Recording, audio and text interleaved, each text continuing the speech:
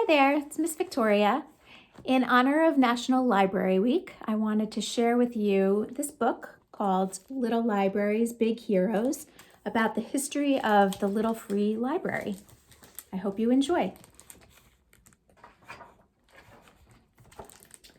For thousands of years, people have loved stories about heroes, mythical heroes, historical heroes, and even ordinary heroes, like this guy, Todd. Seems pretty ordinary, right?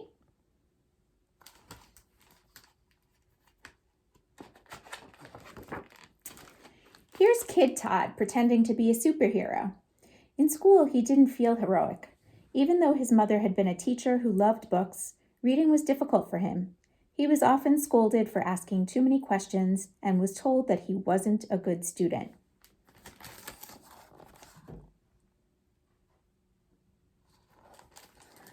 Todd's mom disagreed, however. She told him he was gifted and had something big to offer the world. You could do anything, she said. He hoped she was right. Todd studied hard, graduated from school, and got a job. At work, Todd discovered that he liked helping others. But then his mother died, and he became the one who needed help to get through sad times. He missed her terribly. Memories of his mom teaching neighborhood kids how to read gave Todd an idea. He cut up an old door and hammered the pieces together to make a tiny one-room schoolhouse. He stacked books inside, nailed a sign on the front, and placed the little library on his lawn. Now he could share his mother's love of reading with anyone who passed by. There was just one problem. Very few people passed by.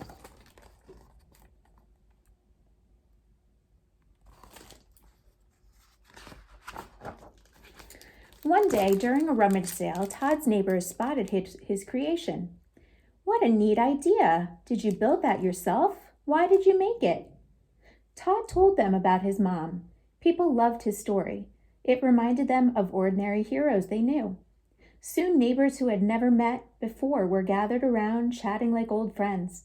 They grabbed books, they gave books. The little library became the center of their neighborhood.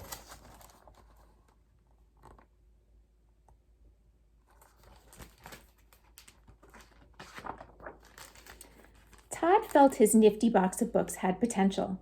He called up his friend Rick, who was always chock full of great ideas. Rick thought that they could build thousands of little boxes, like Andrew Carnegie, who once built 2,510 libraries. They could take trips, like Ludi Stearns, who brought traveling libraries all over Wisconsin. Wait a minute, Todd said. Andrew Carnegie had been a wealthy businessman. Ludi Stearns was a trained librarian. The two of them were just ordinary guys, and they were particularly low on cash. How many libraries could two ordinary guys create? How far could ordinary people spread an idea? They agreed on one thing. They wanted to find out.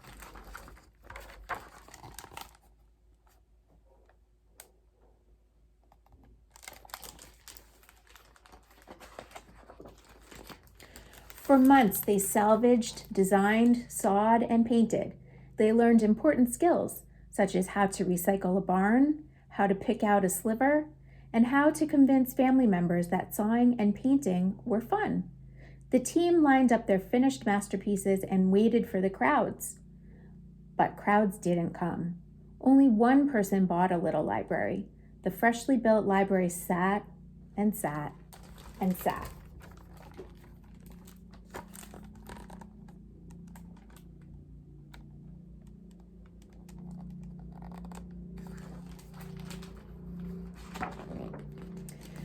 The team's spirits withered as they waited.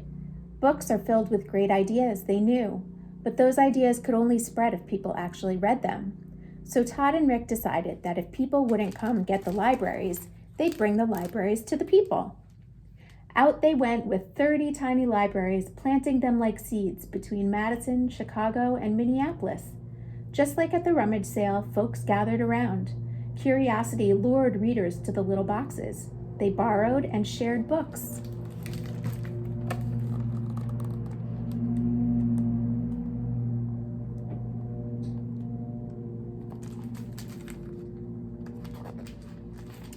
Friends and neighbors talked with other friends and neighbors, who talked with more friends and neighbors about the books they'd read and where they'd gotten them.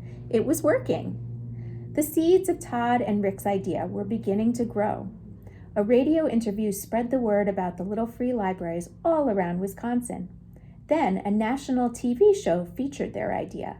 The whole country seemed to be buzzing about the tiny, anything but ordinary libraries.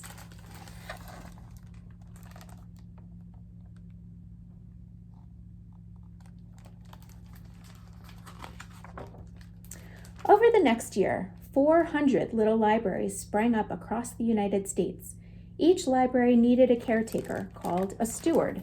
Stewards were ordinary citizens. Some were even kids. Many of them wouldn't stay ordinary, though. They became community heroes. After Hurricane Katrina devastated her hometown of New Orleans, a 6-year-old girl named Nikki collected nearly 2,000 books. She gave a box of books to every little free library in the city. Then she wrote a letter to Todd and Rick's organization asking for a little library of her own, and she got one.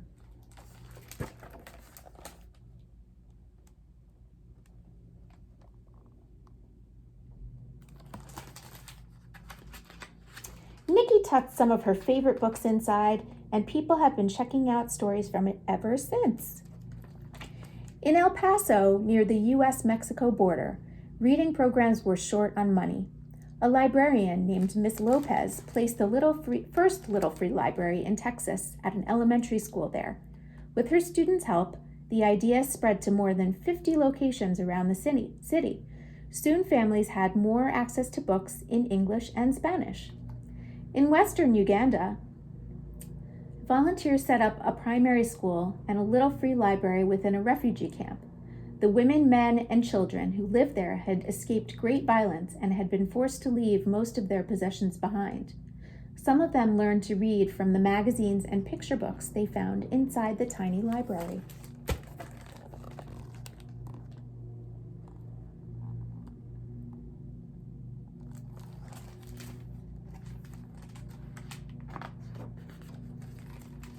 As the libraries spread around the world, more tales of ordinary heroes emerged.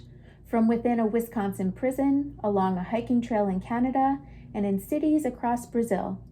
Stewards placed little free libraries at a hospital in Ireland, on a street corner in Pakistan, outside a house in South Korea, and near a schoolyard in South Sudan.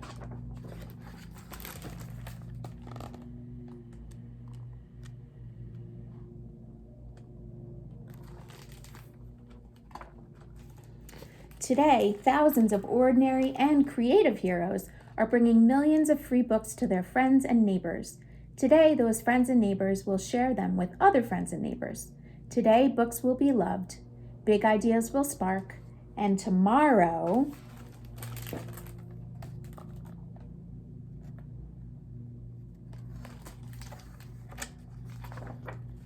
who knows? Tomorrow might bring another hero story written by you and shared with the whole wide book-loving world. Wouldn't that be amazing? The end. I hope you enjoyed that story. And here's to National Library Week. See you soon.